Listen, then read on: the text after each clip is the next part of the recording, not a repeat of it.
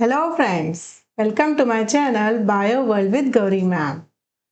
Standard 10th की CBSE की exam, standard 10 की बोर्ड्स की एग्ज़ाम अभी आने को है। सब लोग उसी के लिए प्रिपरेशन कर रहे हो। आपकी जो टेक्स्ट बुक्स है उनमें कुछ एक्टिविटीज़ दी गई है और ये एक्टिविटीज़ करके आपको कुछ कंसेप्ट समझ कर लेनी है। हम लोग अभी इन्हीं एक्टिविटीज़ के बारे में वीडियोज़ के थ्रू आपके साथ डिस्कस कर रहे हैं। पिछले वीडियो में हमने जो एक्टिविटी देखी थी जिसमें हमें समझाया गया था chlorophyll is essential for photosynthesis. आज की जो एक्टिविटी है दिस इज एक्टिविटी 6.2 जो 10th स्टैंडर्ड की एनसीईआरटी की साइंस की टेक्स्ट बुक है उसमें से ली गई है। ये एक्टिविटी हमें करनी है to demonstrate carbon dioxide is essential for photosynthesis.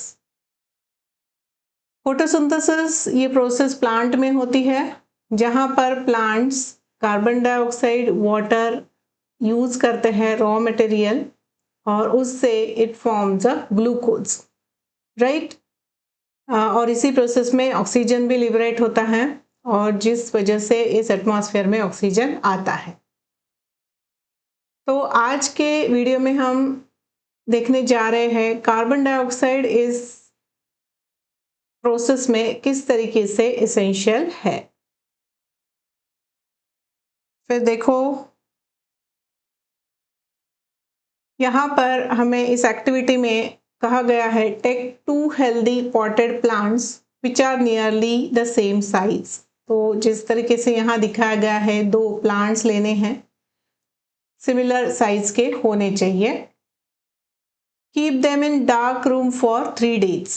तो डार्क रूम में रखने से इनकी फोटोसिंथेसिस कम हो जाएगी, है ना। तो फोटोसिंथेसिस से जो स्टार्च फॉर्मेशन होता है वो भी कम हो जाएगा। उसके बाद now place each plant on separate glass plates. Place a watch glass containing potassium hydroxide by the side of one of the plants.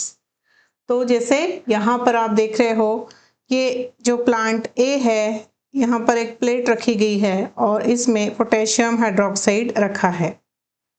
यहाँ पर पोटेशियम हाइड्रोक्साइड का काम है कार्बन डाइऑक्साइड को एब्जॉर्ब कर लेना। इसके ऊपर ये बेल जार रखा हुआ है, ये बेल जार इस तरीके से दोनों ही प्लांट्स के ऊपर रखा हुआ है और यहाँ से उसको सील कर देना है ताकि एटमॉस्फेरिक एयर का ट्रांसफर ना हो पाए।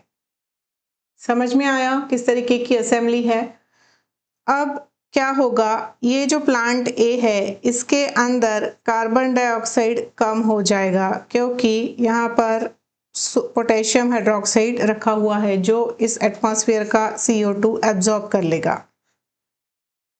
जबकि प्लांट बी में ऐसा नहीं होगा, यहाँ पर जो भी कार्बन डाइऑक्साइड है वो इस प्लांट के लिए अवेलेबल है for the process of photosynthesis.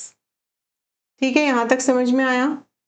अब इसके बाद हमें कहा गया है इन प्लांट्स को सनलाइट में रखो इस तरीके की असेंबली करके and after 2 hours pluck a leaf from each plant and check for the presence of starch as in the above activity। जैसे कि हमने कल के वीडियो में बात की थी तो उसी तरीके से उस लीफ को हमें पहले बॉइलिंग वाटर में प्रोसेस करना है, फिर अल्कोहल में and then add iodine solution to that leaf to find out whether starch is formed or not। Understood? तो इस तरीके से अगर हम करेंगे तो देखो हमें क्या मिलेगा। यहाँ पर जो प्लांट बी है जिसमें फोटोसिंथेसिस का रेट ऑफ कोर्स ज़्यादा होगा क्योंकि वहाँ पर कार्बन डाइऑक्साइड अवेलेबल है, और जबकि प्लांट ए की बात करोगे तो यहाँ पर जो पोटेशियम हाइड्रोक्साइड रखा गया है वो एटमॉस्फेयर का उस बेल जार के अंदर का कार्बन डाइऑक्साइड सब एब्जॉर्ब कर लेगा and that carbon dioxide is not available now for plant ए। तो हमें कैसे दिखाई देगा कंक्लूजन में, जो प्लांट ए से लिया हुआ लीफ है उसमें स्टार्च कम फॉर्म होगा जबकि प्लांट बी से लिया हुआ जो लीफ है उसमें ज़्यादा स्टार्च फॉर्मेशन दिखाई देगा। क्लियर है? So this demonstrate that carbon dioxide essential for the process of photosynthesis. Okay, understood? Right.